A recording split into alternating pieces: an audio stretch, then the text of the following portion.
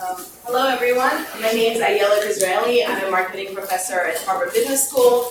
Today I'm going to present this very new paper that I've been working on with Jimbo Brand and Donald Lake, who are both at the Office of the Chief Economist at Microsoft. So they're economists, they didn't code GPT, they don't have that inside information, and that's kind of the view we took here. So I think, for this audience, I don't have to explain that Gen AI is important and we need to figure out what to do with it and how to use it. But what I do want to say here is that in this talk, we're going to be focused on large language models, or LLMs. And I'm sure some of you might know, but essentially what are these LLMs? They're designed to basically understand and to generate human-like language. And the way they work, they're trained on vast amounts of data. A lot of it is scraping from the web of different things. Some of it is bots, but a lot of it is scraped. And the way it essentially works, or intuitively, is basically predicting the next most likely word, or having, or more broadly, having probability of what is likely to be the next word. And so one very example that we've all been seeing even before this speedy growth of OpenAI and all of that, is something like sentence completion. When you write an email, it gives you hints on how to write it. It's very useful for people like me, where English is your second language, and it gives you all these nice ways to say things. But we've seen a wide range of application, like language translation, content generation. Obviously, I know there was talk earlier about the GitHub Copilot, so companies are actually taking it into actual product. Both Google and Bing have worked on how to implement this with search, which we will hear about later today. So it's really becoming big. And today I'm really going to focus on one particular LLM, which is OpenAI GPT. That stands for Generative Pre-trained Transformer. Generative because of the way it generates text, pre-trained because it's pre-trained on the text. Evidence and words by OpenAI suggest that it's pre-trained on information up to 2021. And transformer is the neural network by which it learns. And so one thing that we were excited about, so there is a new, very nascent literature on GPT and what it can do. Obviously, there's a lot on productivity, which we heard about earlier, but also the GPT is starting to show evidence that it can simulate humans in different ways. So one study showed that it can replicate results that we see in kind of classic experiments. Other studies go one step further and show that not only we can see results that we see in experiments, but we can also kind of prompt GPT and tell it something about its beliefs, its inputs, and see how it actually changes what it says. So it kind of adapts to the input that you give it. For example, in political science, they gave GPT kind of ideology inputs, and that generated partisan text that is very, very different based on the ideology that was injected to GPT, as well as voting outcomes that are expected when you have that input. Another paper by John Wharton at MIT took classic behavioral economic experiments, for example, the dictator game, and fed GPT with different beliefs. For example, now you are going to be very fair, or now you only care about winning, and the results adapt in the way that we would expect based on that. So there is evidence that GPT can not just simulate humans, but it actually reacts to what we tell it and responds accordingly. And therefore, for us, we kind of thought, hey, GPT, it looks like it could be useful for social science more broadly. As a group of marketers and economists, we were interested in, can we actually use GPT as a tool for market research, which is what I'm going to talk about. And the way we thought about it is twofold. So the way we're interested in market research is understanding customer preferences, understanding customer demand. And so our first step was, are the responses of GPT aligned with fundamental properties that we would expect from customer demand? For example, are we going to get a downward demand slope or something like that to tell us, is it even a creature that reflects something that we think is useful as marketers and economists? The second part is, are these responses actually meaningful and realistic in real life? Maybe I get a really nice curve, but the numbers are all garbage and therefore it's not useful. So that's kind of our point of view and where we were here. And I want to emphasize that the way we thought about, or we're thinking about this paper, is more as a proof of concept, and not this is the only way to do things. We also think it's pretty early in the life of GPT to actually go and run these studies in large scale. But maybe as LLMs advance, as we do more fine-tuning, as we figure out these things, we can do much more. So we don't do any fine-tuning, we almost do no prompt engineering, none of these things. We basically just want to see, can this work to reflect customer preferences in the way that we think about them. So how do we learn about customer preferences? In general, in market research, we kind of collect data from humans. Sometimes it's surveys, sometimes it's we look at what they buy, sometimes we run conjoint analysis, all of these different tools. And it's costly, it's time consuming, sometimes the ideal data doesn't exist, so maybe there is something we can do, maybe there's something we can do with GPT that helps circumvent all of these issues. So our first question was, can we actually use GPT to kind of emulate this type of data collection?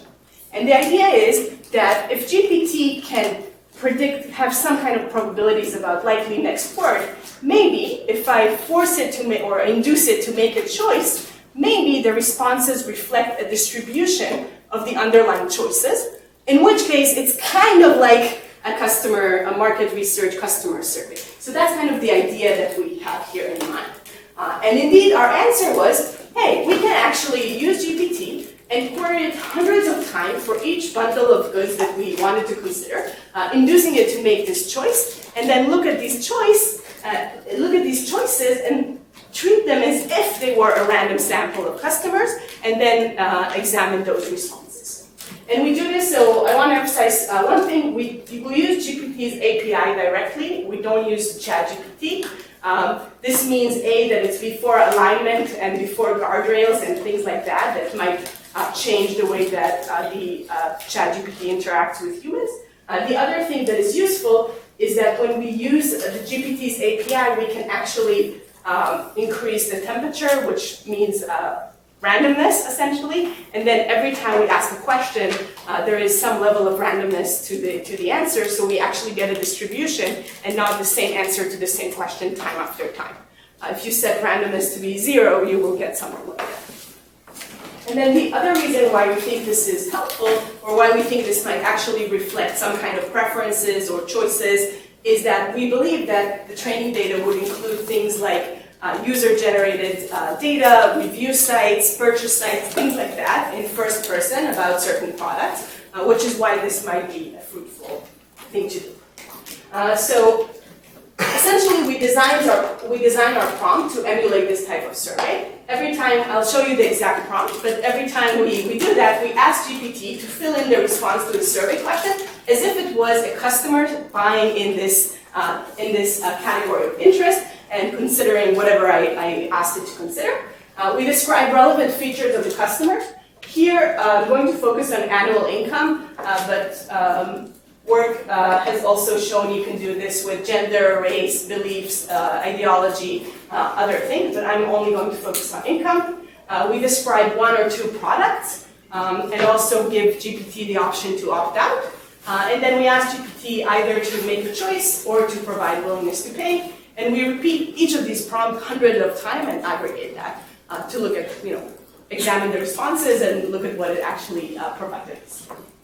And so the way we approach this is we have 6 different studies. I'm going to show you 4 of them, just given the time. For the first question of are GPT responses aligned with things that we expect from customer demand, I'm going to show you evidence that it generates a downward sloping demand curve. I'm going to show evidence that that income impacts demand in the way that we would expect, and also evidence of something we call state dependence.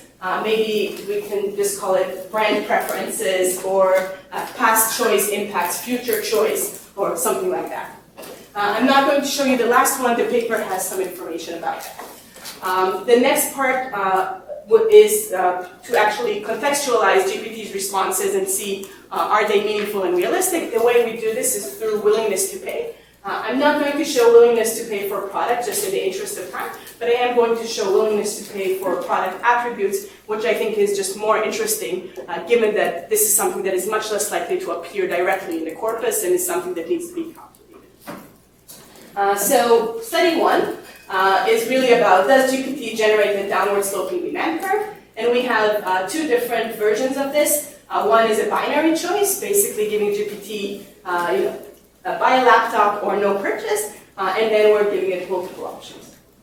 So this is the type of prompt that we designed. Basically, like I said, a customer is randomly selected while shopping for laptops. Their annual income is $70,000. We chose that because that was the median income in 2021. So we wanted to be kind of consistent with GPT. While shopping, the customer sees this particular laptop.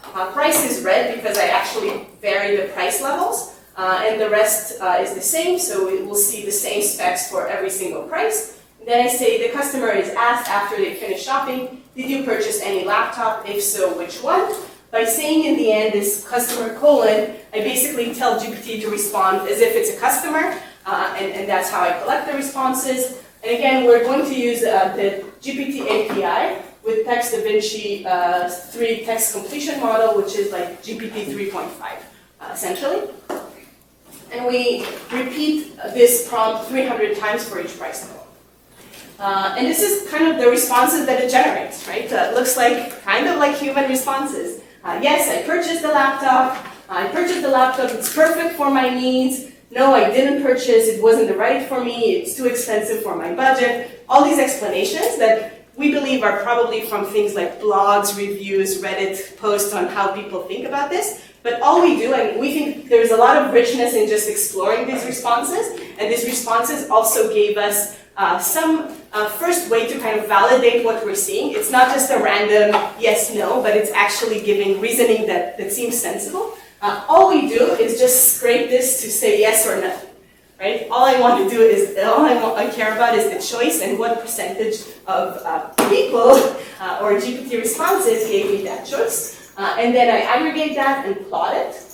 So this is the plot we get, where we aggregate for each price level what is the percentage of people that choose Surface. So, if we squint, it is downward sloping. But it's not, very beautiful, always decreasing. But we see it kind of as a feature and not as a bug, in the sense that when we ask humans similar questions without context, without additional context, because of certain biases, we might get pretty similar curves that are, not necessarily always decreasing or not increasing.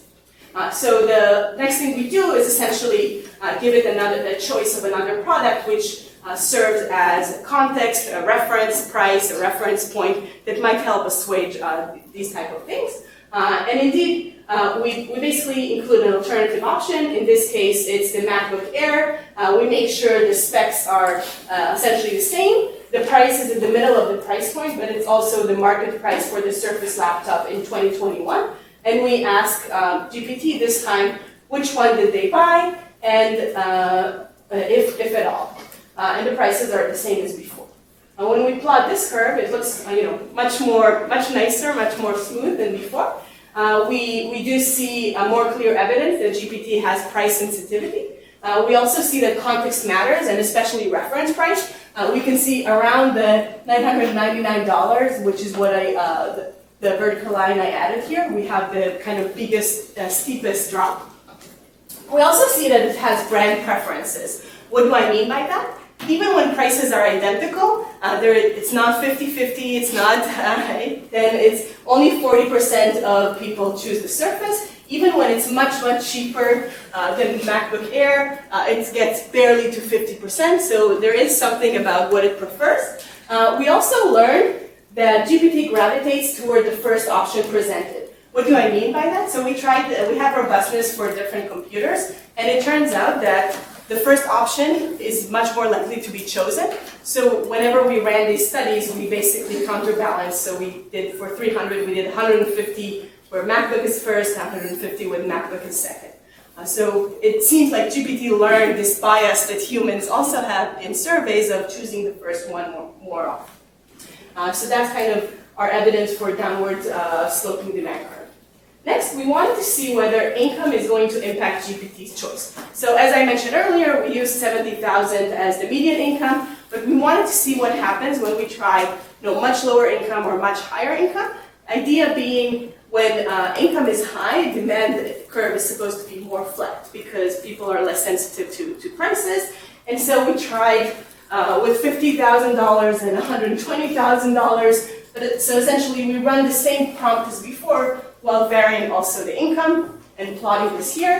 As we can see, the 120K is the blue curve, and it's much more flat than the red curve. We can put here also the 70,000 one, which I showed you earlier, which is kind of in between them. So it looks like GPT's price sensitivity actually depends on its income, or it's using the income input to generate these results. The next thing we looked at is whether past choices actually impact future choices. And we did this, so computers are difficult, so we did this in the supermarket with toothpaste. And we allowed people to choose between Colgate and Crest.